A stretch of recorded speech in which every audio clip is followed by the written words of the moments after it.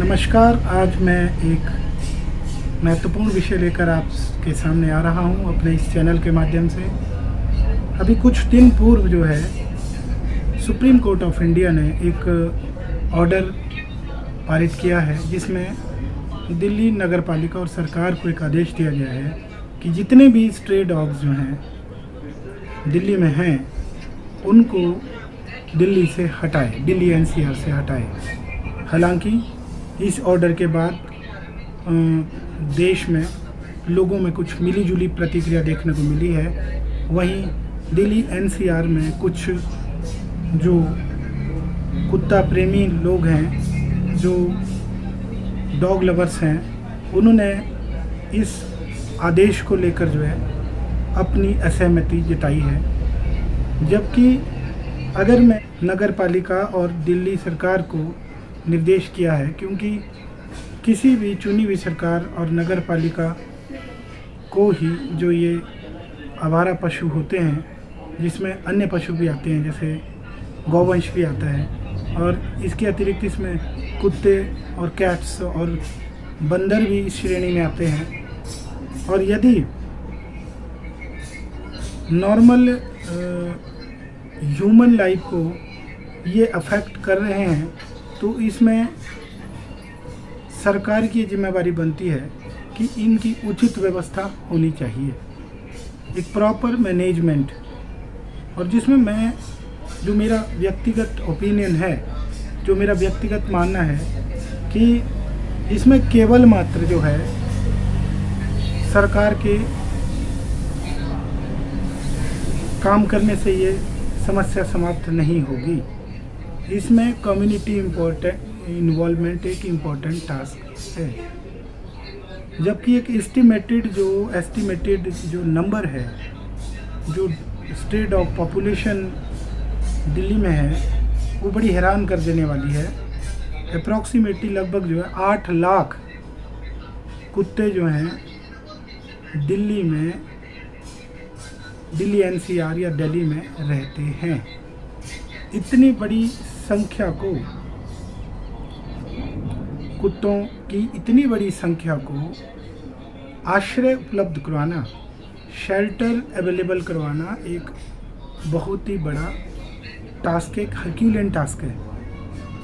हालांकि अगर हम दूसरे देशों की तरफ जाएं, तो जैसे इंग्लैंड है, वहाँ पर जो ये स्ट्रे डॉग्स हैं, इसकी व्यवस्था सरकार द्वारा की जाती है। जो लोकल अथॉरिटीज़ हैं, जो लोकल गवर्नमेंट्स हैं, और इसमें कम्युनिटी इन्वॉल्वमेंट और नॉन गवर्नमेंट ऑर्गेनाइजेशन और चैरिटी द्वारा इसको सॉल्व किया जाता है, इस प्रॉब्लम को। इसका अर्थ ये हुआ, अपने देश में लोगों को एक माइंडसेट बदलने की ज़रूरत है कि सारे काम सरकार ही नहीं कर सकती, बल्कि उसमें कम्युनिटी, समुदाय की सहभागिता एक महत्वपूर्ण विषय है। देश में लोगों में कुछ मिली-जुली प्रतिक्रिया देखने को मिली है। वहीं दिल्ली एनसीआर में कुछ जो कुत्ता प्रेमी लोग हैं, जो डॉग लवर्स हैं, उन्होंने इस आदेश को लेकर जो है अपनी असहमति जताई है। जबकि नगर पालिका और दिल्ली सरकार को निर्देश किया है, क्योंकि किसी भी चुनी हुई सरकार और नगर पालिका को ही जो ये आवारा पशु होते हैं, जिसमें अन्य पशु भी आते हैं, जैसे गौवंश भी आता है, और इसके अतिरिक्त इसमें कुत्ते और कैट्स और बंदर भी इस श्रेणी में आते हैं।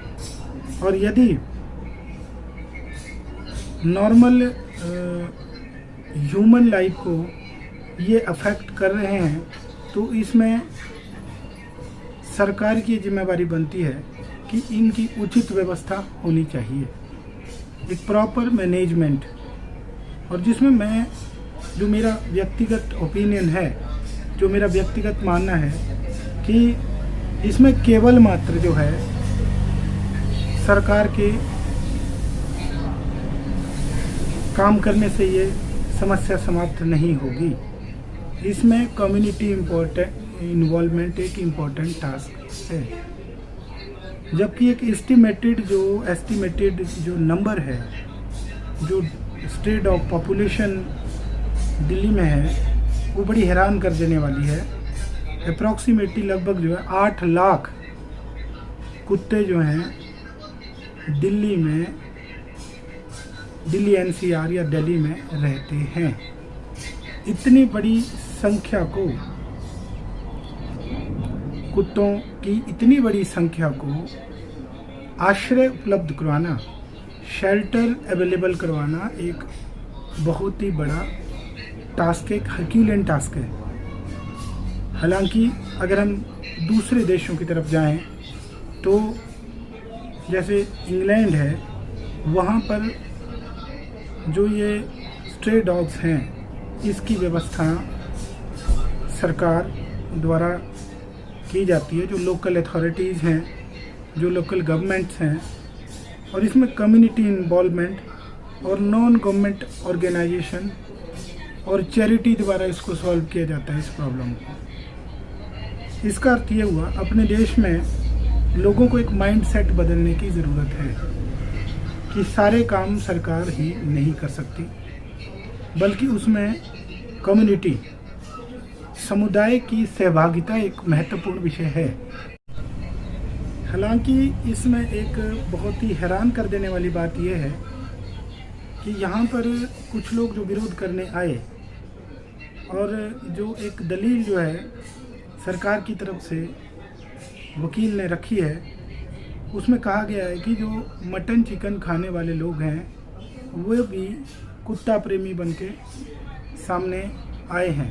हालांकि एक सिंपली एक ये मैं कहूँगा कि एक ये सिंपली एक तंज है, और ये तंज मुझे लगता है कि ठीक बैठता है कि कुत्ता प्रेमी होने के लिए सबसे पहले एक देश के नागरिक के रूप में हमारी क्या रिस्पॉन्सिबिलिटीज़ हैं वो ज़रा समझने की आवश्यकता है। और वो रिस्पॉन्सिबिलिटीज़ है कि how this problem can be solved. We must ask ourselves a question, how this problem can be solved. And when we ask this question for us, then we will think of, हम सोचेंगे, to fix responsibilities. And what is the responsibility of the government? सरकार की responsibility क्या है? And what is the responsibility of local authority? What is the responsibility of local administration? And what is our responsibility as citizens? तो इसका मतलब है कि जैसे मैंने कहा, यूएसए में भी इसी तरह होता है, ठीक है। जिन कुत्तों के मालिक नहीं मिलते हैं उन्हें शेल्टर में रख दिया जाता है, और एडॉप्शन एफर्ट किए जाते हैं कि भी कुत्तों को लोग अडॉप्ट करें। इस बात पे बहुत ज़्यादा जोर दिया जाता है। और मैं विरोध करने वाली बात पे मैं यही कहना चाहूँगा कि मुझे कहीं ना कहीं विरोध करने वाले, मैं ये नहीं कहता कि जितने लोग इस आदेश का विरोध कर रहे थे उन सब के अंदर जो है मानवता नहीं है। जाहिर है कि ये मुद्दा एक संवेदनशील मुद्दा है, क्योंकि इस पृथ्वी, इस अर्थ पे रहने का अधिकार केवल मात्र मानव को ही नहीं है, बल्कि जितने जीव जंतु हैं उन्हें भी स्वतंत्र रूप से इस धरती पर रहने का अधिकार है।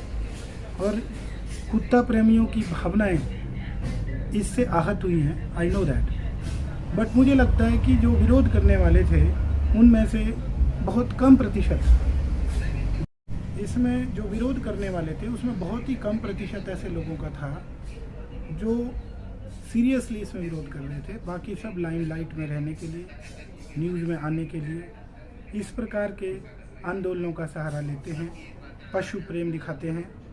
जबकि यहाँ पर भारतीय नागरिक होने के नाते हमें एक अति जो ये संवेदनशील विषय है इसके बारे में ध्यान से सोचना है, और फिर अब आगे ये देखना होगा कि इस कोर्ट ऑर्डर का आगे क्या प्रभाव पड़ता है दिल्ली एनसीआर पे।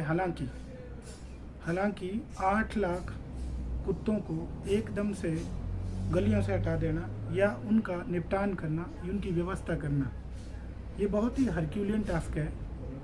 और लोगों को सुरक्षित जीवन देना, क्योंकि मैं हिमाचल प्रदेश से संबंध रखता हूँ और हिमाचल प्रदेश में ही शिमला जैसे अन्य शहरों में अक्सर कुत्तों का जो है हमला आम नागरिकों पे होता है, उन्हें काटा जाता है। और मैं अपने आप से जुड़ी हुई एक घटना भी आपको बता सकता हूँ। हमारे एक मित्र होते थे जिन्हें स्ट्रे डॉग ने काटा है। मैं रामपुर में रहता हूँ और उन्हें रेबीज़ हुआ और इतना सीवियर रेबीज़ का अटैक हुआ कि 15 दिनों के भीतर उनकी आईजीएमसी शिमला में मौत हो गई थी रेबीज़ से।